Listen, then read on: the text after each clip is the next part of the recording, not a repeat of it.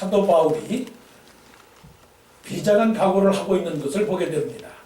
그 비장한 각오는 뭐라고 말씀을 하시는 거하니 내가 이제 너희를 위하여 받는 괴로움을 기뻐하고 그리스도의 남은 고난을 내 육체에 채우노라. 그리스도의 남은 고난을 내 육체에 채우노라. 이 세 가지 단어가 중심적인 단어입니다. 교회를 위하여 내 육체에 그리고 그리스도의 남은 고난. 성도는 교회 중심적인 신앙이 되어야 됩니다. 그리고 교회 중심적인 신앙은 고난받는 삶을 살아야 됩니다.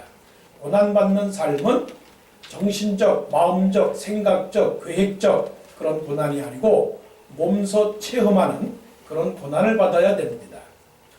여기서 신학적인 문제가 있습니다.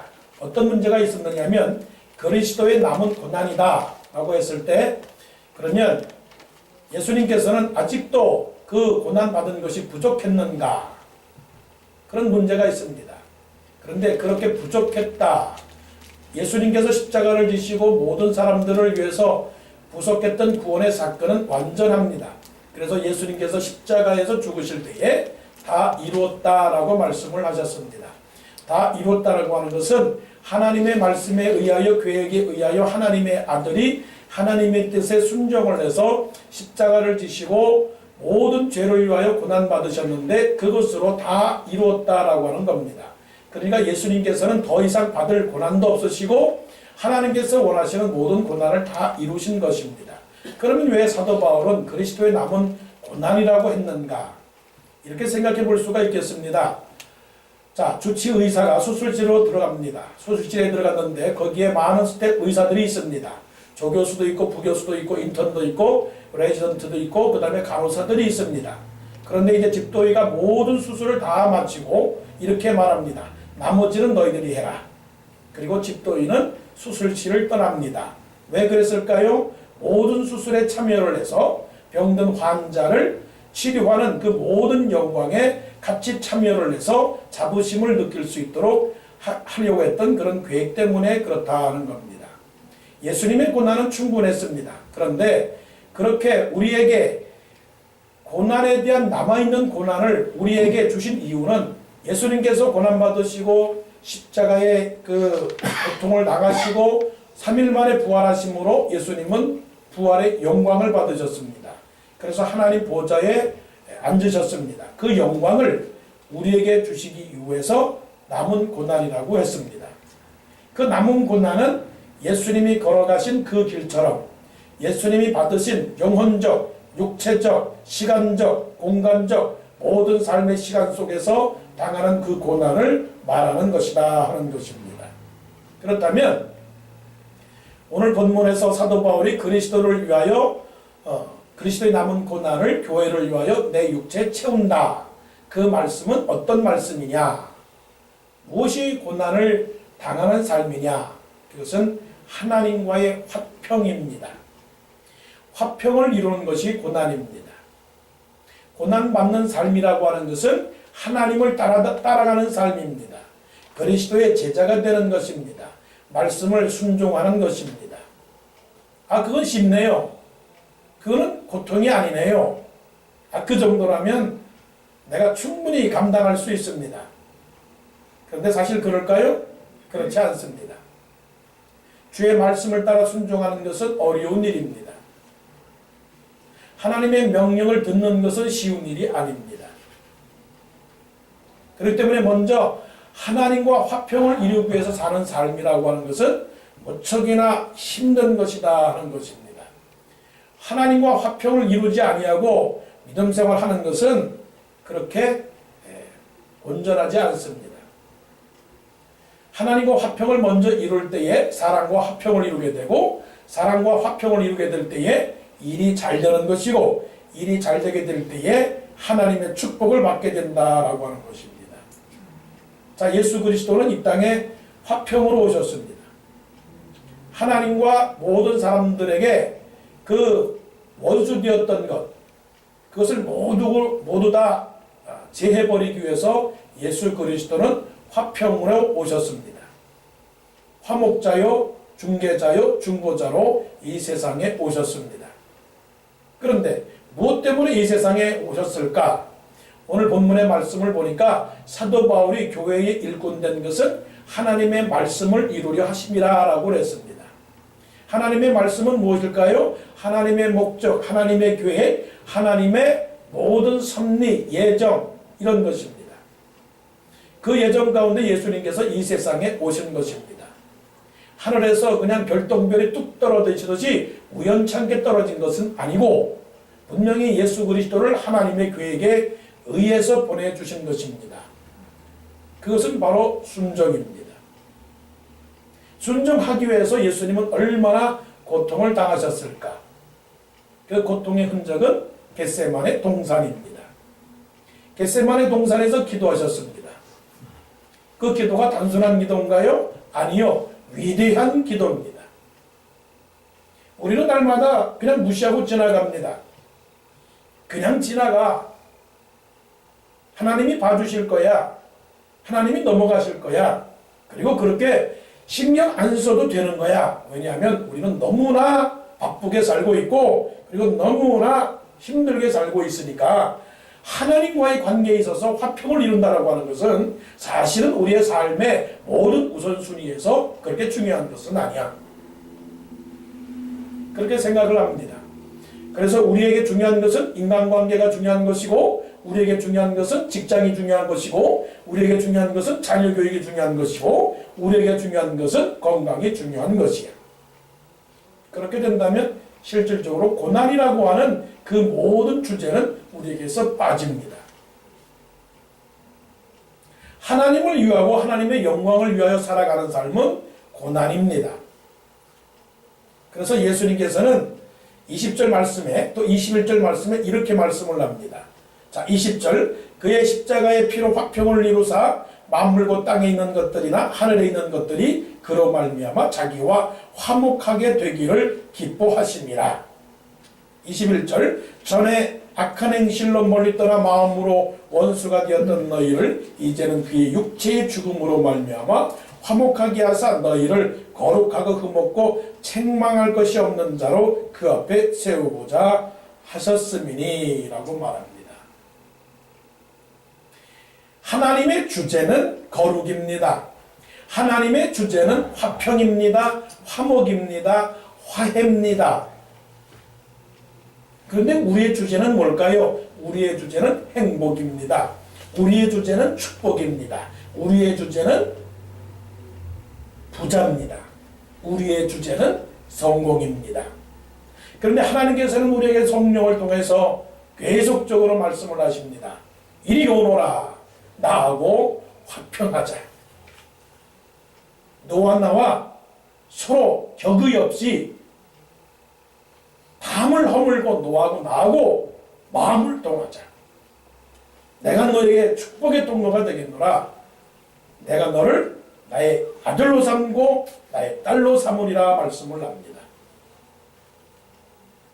예수 그리스도를 위하여 고난받는 삶은 화목입니다. 우리가 친구끼리 서로 소개를 할 때 뭐라고 말합니까? 아주 베스트 프렌드, 베프. 아주 좋은 친구, 친한 친구를 향하여 설명하기를 뭐라고 설명을 합니까? 아, 이 사람하고 나하고는 허물이 없습니다. 허물이 없습니다. 허물이 뭡니까? 애벌레가 그 껍질을 벗고 나올 때 그 껍질을 가리켜서 허물이라고 말합니다. 허물을 벗는다. 껍질을 벗는 것. 인간관계에 있어서 허물이 없다라고 하는 것은 대단히 중요한 겁니다.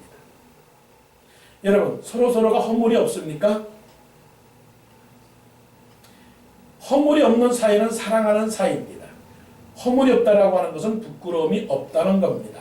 내 속내를 다 내놓고 나의 부끄러움을 다 내놓고 나의 약점과 나의 결점과 나의 실수와 나의 모자람과 어리석음과 누추함과 추함과 가난함과 연약함과 무식함과 나의 모든 장애를 그 사람에게 말할 때 다 받아들이는 것.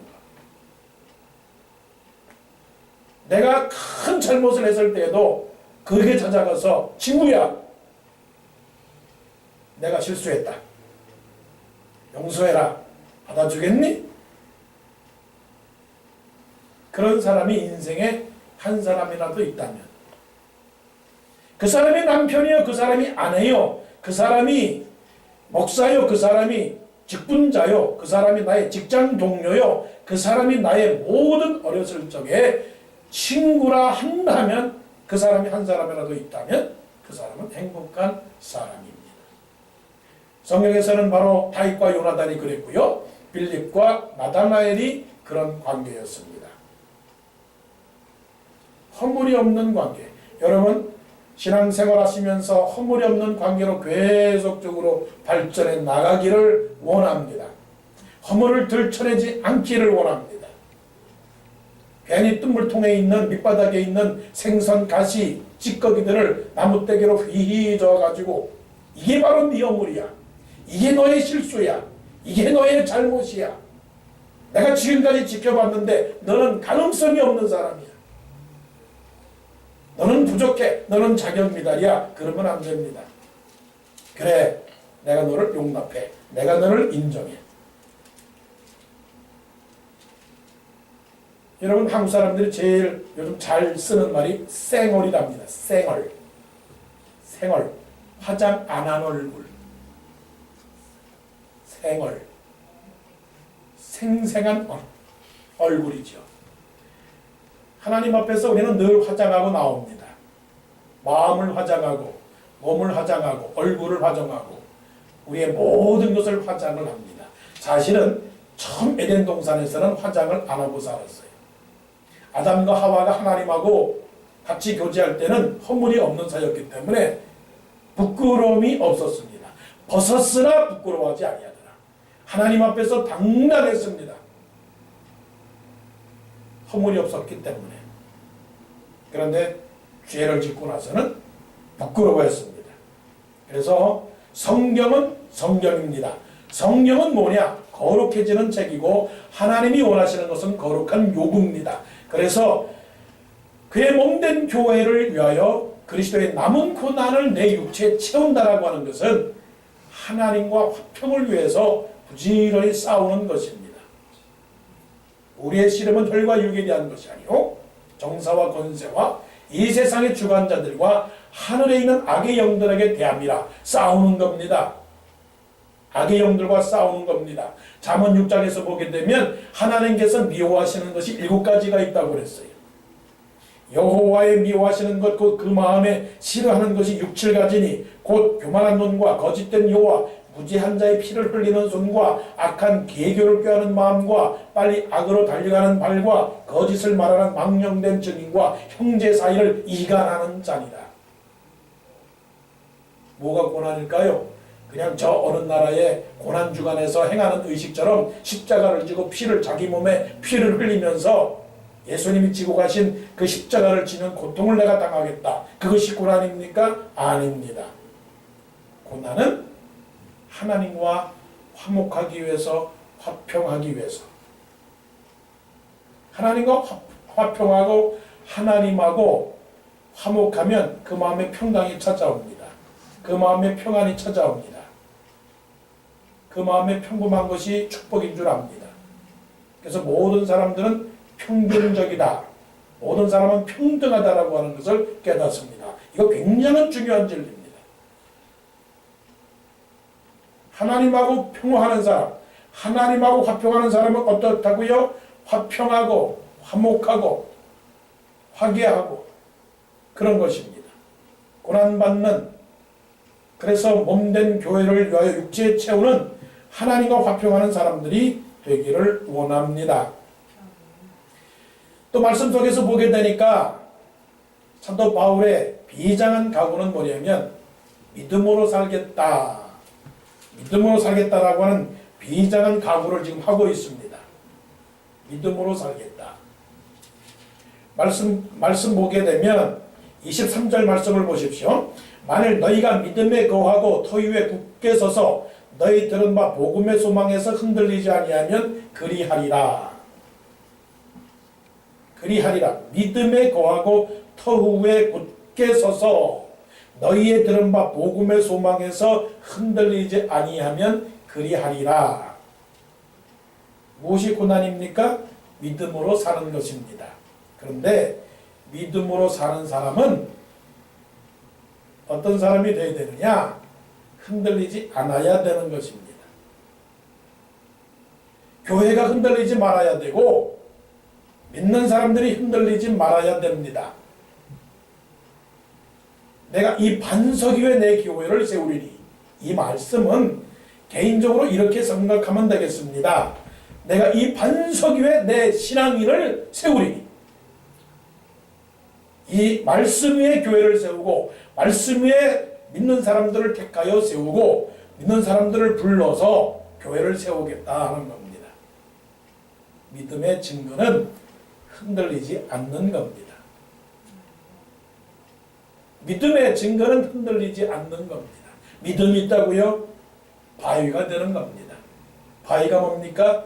영원토록 바람이 와도 뜨거운 햇볕이 와도 견고하게 서 있는 것이 뭡니까? 믿음입니다. 사도 바울이 그것을 알았습니다.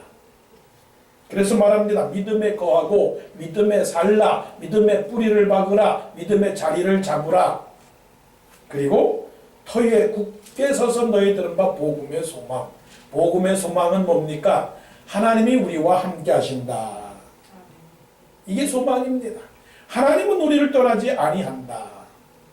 세상이 흔들리고 사람은 변해도 내 믿음은 변치 아니하리라. 왜냐하면 하나님은 어제나 오늘이나 영원토록 동일하시기 때문에 그렇다는 거예요. 우리는 변해도 하나님은 변치 아니하신다라고 하는 겁니다. 골로새 교회 당시에 두 가지의 믿음에 대한 도전이 있었습니다. 하나는 이단입니다. 이단. 교회는 교회 같은데 교회가 아닌 교회. 신앙은 신앙인 같은데 신앙인이 아닌 신앙인. 말씀은 말씀인 것 같은데 말씀이 아닌 말씀. 찬송은 찬송 같은데 찬송이 아닌 찬송. 이런 것들이 너무나 많이 있습니다. 눈으로 보기에는 진리 같은데 실질적으로 파고 들어가면 진리가 아니고 사람의 논리, 이런 데가 많이 있습니다. 말세가 오게 되면 이단이 많고 거짓 선지자가 많다. 예수님의 경고입니다. 그러니까 우리는 어디에서 좋은 기적이 나타난다, 어디가 좋다, 저기가 좋다, 여기가 있어 선지자가 있다, 여기가 있어 그리스도가 나타났다, 현혹되지 말라고 말합니다. 우리가 이제부터는 어린아이가 되지 아니하여 사람의 계술과 간사한 교훈과 모든 교훈의 풍조에 밀려 요동치 않는다라고 그랬어요. 요동치 않는다. 끄떡없어요. 끄떡없어. 흔들리지 말아야 되는 거예요. 믿음은, 여러분, 믿음은 움직이지 않는 겁니다. 네? 믿음은 움직이지 않는 겁니다. 이거 정의를 충분히 이해하시기 바랍니다. 오늘 시편 46편 제가 예배 드리기 전에 봉독해 올리지 않았습니까? 여호와는 나의 도움이시여 환난 중에 만날 큰 도움이시라. 땅이 흔들려 바다에 빠지고 바닷물이 흉흉하고 땅이 흔들릴지라도 나는 요동치 아니하리로다. 자부심을 가져야 돼요. 여러분, 흔들립니까? 두렵습니까? 떨립니까? 초조합니까? 긴장하고 있습니까? 하나님의 성령이 저를 통하여 여러분들에게 말씀을 하시는 겁니다. 이것이 바로 예언의 말씀이에요. 예언의 말씀은 하나님의 말씀을 통해서 주의 종을 통하여 여러분들에게 말씀하시는 겁니다. 흔들리지 마십시오. 어려움이 있더라도 겁내지 마십시오. 두려워하지 마십시오. 바로 이러한 말씀입니다. 그 미국의 인권운동을 일으켰던 마틴 루터 목사님은 너무나 잘 아십니다. 그분이 늘 연설 때마다 뭐라고 연설했습니까? 나는 꿈이 있습니다. 그 꿈이 이루어질 꿈이었습니까? 어려운 꿈이었습니다. 너무나 연약했기 때문에 그렇습니다. 흑인들의 모든 인권, 이것을 미국에서 자유를 얻도록 만드는 것은 어려운 겁니다. 차별 없는 모든 인간들의 대우를 받는 거 어려운 겁니다. 그래서 무슨 일이 일어났냐면 저 알라바마의 몽고메리 그 시에서 버스 스트라이크를 일으킵니다. 그때 많은 백인들과 많은 사람들이 루터를 향하여 공격을 합니다. 그야말로 핍박이지요. 죽인다고 합니다. 별의별 욕설을 다 퍼붓니다. 겁이 나겠어요? 안 나겠어요? 어떤 일을 앞장서서 해나가는 일은 욕먹는 일입니다. 여러분 따라해 보실래요? 앞장서는 일은 욕먹는 일이다. 시작! 앞장서는 일은 욕먹는 일이다. 욕먹지 않으려면 앞장서지 마세요. 저 뒤에서 슬슬 따라오기만 하면 됩니다. 그래서 목사도 욕을 먹는 거고 그래서 장로가 욕을 먹는 겁니다. 욕먹기 싫으면 앞장서지 마세요. 예수님께서 앞장서셨기 때문에 욕을 먹으신 것입니다. 그래서 십자가를 지시는 겁니다. 그래서 루트가 생각하기를 공포에 사로잡혔어요. 그래서 못하겠습니다. 하나님. 도저히 나는 못하겠습니다. 이 일에서 손을 떼어야 되겠습니다. 나는 힘이 없습니다. 능력도 없습니다. 너무 세력이 셉니다. 반대가 많습니다. 어떻게 합니까, 하나님? 나 이제 여기서 손을 뗄 테니 도와주십시오. 도와주십시오. 여러분 한번 자기 자신에게 물어보십시오. 지금 살기가 좋습니까? 편합니까? 제게 들려옵니다. 목사님 무슨 말씀입니까? 저는 아직도 당당합니다. 걱정 없습니다. 역시 대단하시네요. 그래도 연약한지라 조금 연약하다면 들으십시오. 때로는 두려움이 찾아오고 포기하고 싶은 마음이 있을 겁니다. 그때 하나님께서 기도하는 루터에게 말씀을 합니다. 루터야. 사실은 루터는 라스네임이니까. 루터야. 일어나라. 정의를 위해서 일어나라. 평등을 위해서 일어나라. 네가 일어나지 않으면 누가 일어나가겠느냐. 두려워하지 말아라. 내가 세상 끝날까지 내가 너와 함께 있을 것이다. 결코 너를 혼자 두지 않을 테니까 일어나서 끝까지 싸우라. 할렐루야. 이것이 우리를 향한 하나님의 약속의 말씀입니다. 그리스도의 고난을 채운다는 것은 믿음으로 버티는 겁니다. 버티는 거예요. 포기하지 않는 겁니다. 에스더가 페르시아의 아하수에로 왕의 황후가 되었습니다. 그때 하만이라고 하는 아주 최고의 권력자가 모르드게가 인사하지 않으니까 다 죽여버린다고 그랬어요. 유다인을 날짜를 정해서 다 죽여버린다고 그랬어요. 이 말은 영적으로 생각해보면 우리의 믿음을 사탄이 다 연약하게 만들고 어떻게 보면 교회를 떠나게 하고 어떻게 보면 우리의 신앙이 다 바람에 흔들리는 추풍 낙엽처럼 다 나가 자빠지도록 만들겠다는 겁니다. 신앙생활을 못하겠습니다. 되는 일이 안 되기 때문에 신앙생활 못하겠습니다. 꿈은 이루어지지 않습니다. 이런 마음을 가지면서 우리 신앙을 넘어지게 합니다. 이때 모르드게가 왕후가 되었던 에스더에게 말합니다. 에스더야, 내가 왕후가 된 것은 바로 이때를 위한 것이 아니냐. 네가 직장을 가졌고, 네가 건강을 가졌고, 내가 믿음을 가졌고, 내가 젊음을 가졌고, 내가 은혜를 가진 것은 바로 이때를 위함이 아니냐. 네가 아수에로 왕 앞에 가서 얘기하라. 유다인을 살려달라고 얘기하라. 그런데 왕이 부르지 않는 데는 이 황후가 나갈 수 없었거든요. 왜 그런지 아세요? 혹시 모반할까봐, 왕을 살해할까봐 왕이 허락하지 않는 상황에서는 오게 하지 못했어요. 아무도. 그때 에스더가 모르드게에게 말합니다. 그러면 오빠, 사촌 오빠니까 오빠, 나를 위해서 기도해 주십시오.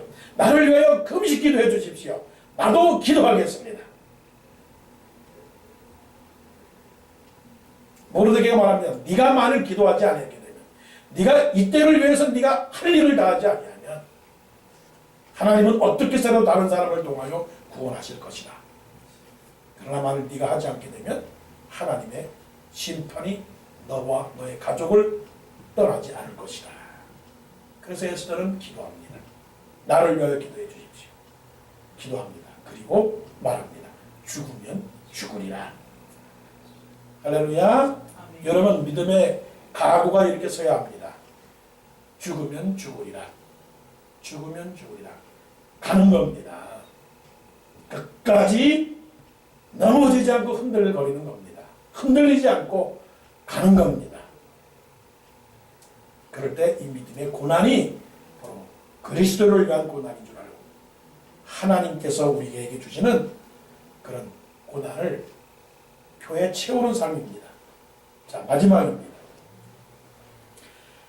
자, 25절에 말씀하시기를 내가 교회에 일꾼된 것은 하나님이 너희를 위하여 내게 주신 직분을 따라 하나님의 말씀을 이루려 하심이라. 여기 아주 중요한 말씀이 있습니다.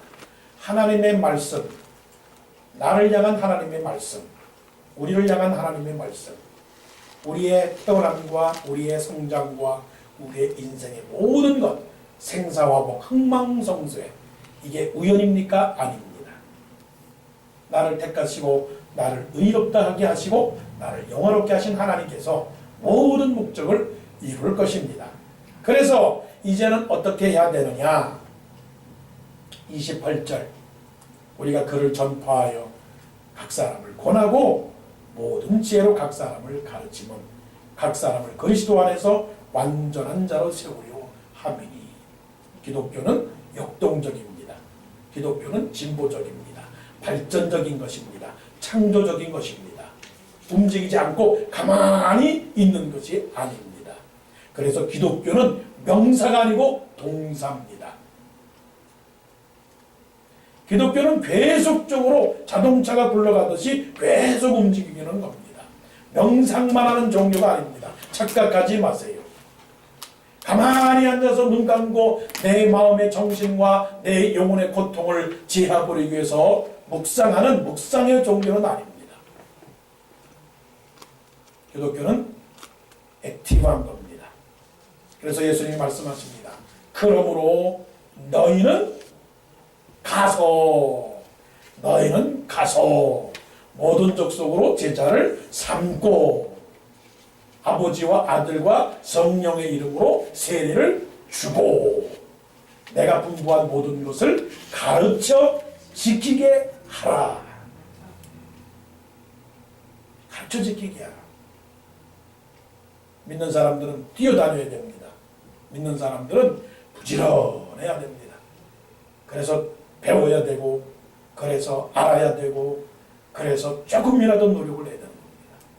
나이가 많아도 컴퓨터를 배워야 되고 연구해야 되고 책을 읽어야 되고 성경을 읽어야 되고 지금까지 하던 방법이 잘못되었다면 또 다른 방법을 연구하고 이런 모습이 우리에게 있어야 되는 겁니다. 사도 바울이 지금 뭐라고 고백을 합니까? 여기서 가장 중요한 챌린지를 우리에게 주시는 거예요.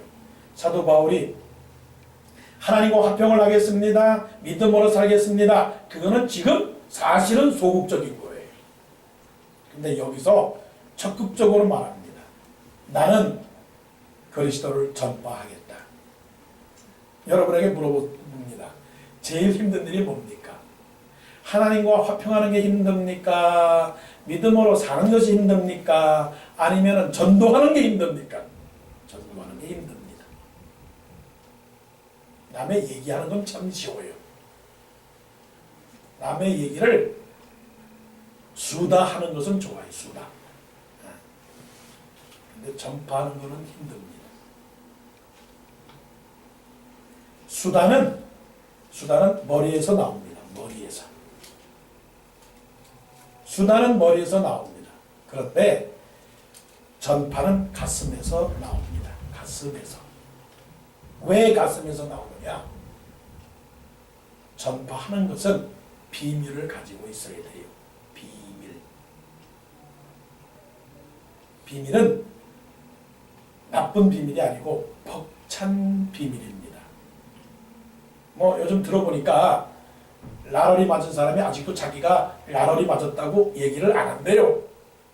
아직도 나 라러리 맞았다고 내 이름은 홍길동입니다 라고 나서지를 않는다는 거예요. 분명히 이 가게에서 팔리긴 팔렸는데 아마 지금쯤은 아마 말했을지 몰라요. 너무나 좋아서 그런가 봐요. 한 농부가 주인의 밭에 가서 땅을 팝니다. 씨를 뿌리려고 밭을 갈구고 있는데 떡 보화가 나타났어요. 보화. 지금 우리에게 필요한 것은 보화입니다. 하늘에서 뚝 떨어지듯이 땅에서 그냥 파든지 그냥 우리는 보화가 필요합니다. 가난한 농부가 땅에서 아무도 모르는 보화를 발견했어요. 감이 안 잡힌다면 여러분이 기대하는 그 모든 기도 하나님께서 그냥 내가 원하는 모든 것을 주셨다라고 생각할 때 여러분 마음이 어떻습니까? 벅차지 않습니까? 좋은 일은 말하게 되지 않습니까? 좋은 일은 입을 열어서 자랑하지 않습니까? 나쁜 일은 입 딱 다물어요. 딱 다물어요. 좋은 일은 열어요. 이랬습니다. 감사한 일입니다. 축복된 일입니다. 찬양할 일입니다. 놀라운 일이 생겼습니다. 예수 믿는 것은 I found it. I found it. 내가 보석을 찾았습니다. 내가 비밀을 발견했습니다. 내가 천국을 발견했습니다. 이걸 어떻게 하라고요? 전파하라고요. 자, 27절. 하나님이 그들로 하여금 이 비밀의 영광이 이방인 가운데 얼마나 풍성한지를 알게 하려 하심이라. 이 비밀은 너희 안에 계신 그리스도니. 너희 안에 계시다라고 하는 것은 어디에 있다는 겁니까? 머리에 있다는 겁니까? 아니면은 가슴에 있다는 겁니까? 가슴에 있습니다. 누구든지 문 밖에 서서 내가 문 밖에 서서 문을 두드리노니 누구든지 내 음성을 듣고 문을 열면 내가 그에게로 들어가. 마흔문입니다. 누구든지 그를 영접하는 자, 곧 그 이름을 믿는 자들에게는 하나님의 자녀가 되는 권세를 주셨으니. 믿는 게 머리로 되는 겁니까? 가슴으로 되는 겁니까? 머리는 지식이고요. 믿는다라고 하는 것은 마음으로 받아들이는 것이 믿는 것입니다. 예수님은 이 땅에 전파자로 오셨습니다. 전파자.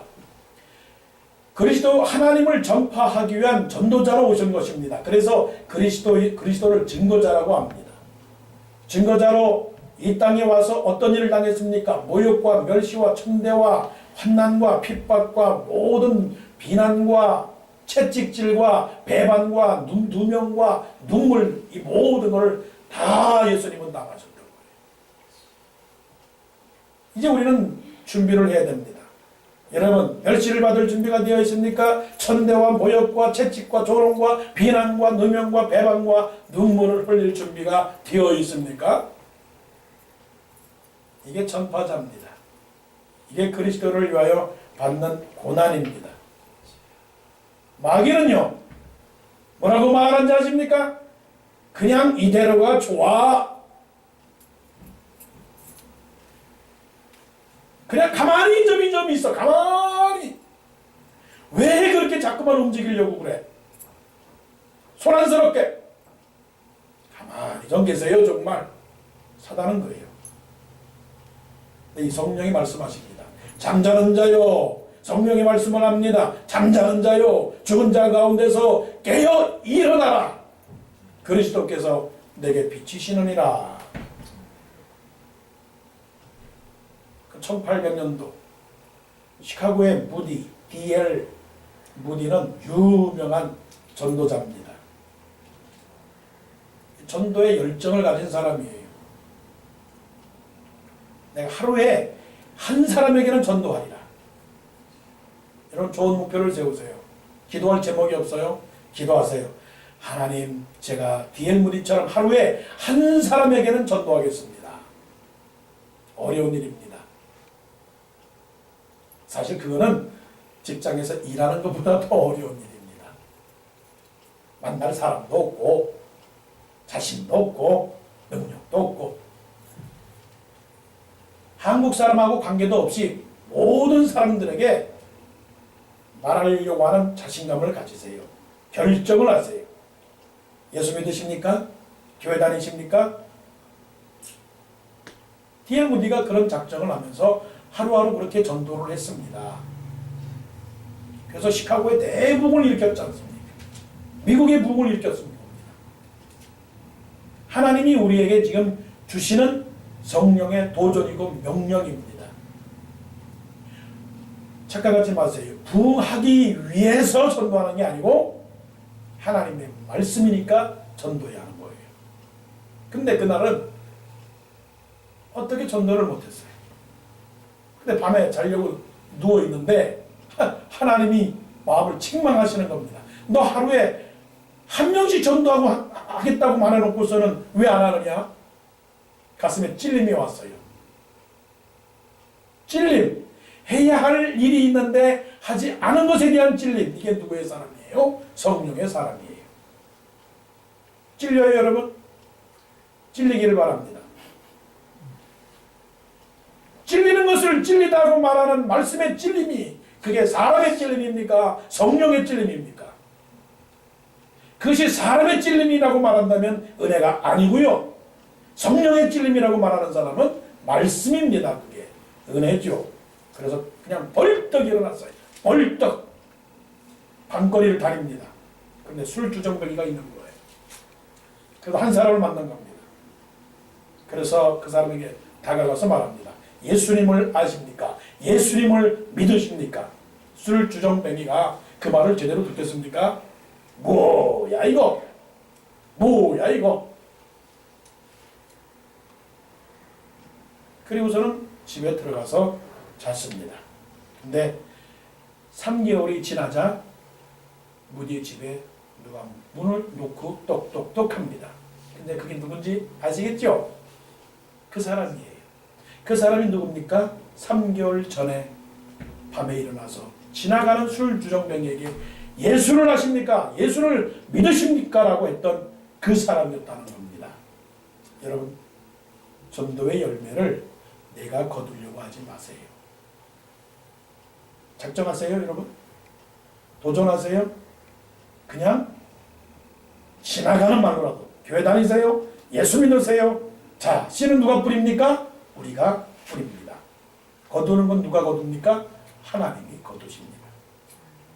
씨를 뿌릴 때에 나지 아니할까 염려하지 마시고 하나님께서 우리에게 명령하시는 전도의 명령을 지키시기를 바랍니다. 그게 바로 교회를 위한 것입니다. 그런 것들이 바로 그리스도께서 우리를 위해서 남겨두신 고난입니다. 부족하기 때문에 남겨두신 고난이 아니라 예수님이 3일 만에 부활해서 하나님의 영광을 받았기 때문에 그 영광을 함께 참여하자라고 하는 하나님의 사랑, 예수님의 사랑입니다. 자, 이제 여러분에게 묻습니다. 고난받을 준비가 되셨습니까? 하나님과 화평하기를 원하십니까? 믿음 안에서 흔들리지 않기를 원하십니까? 하나님의 복음을 전파하기를 원하십니까? 기도하십시오.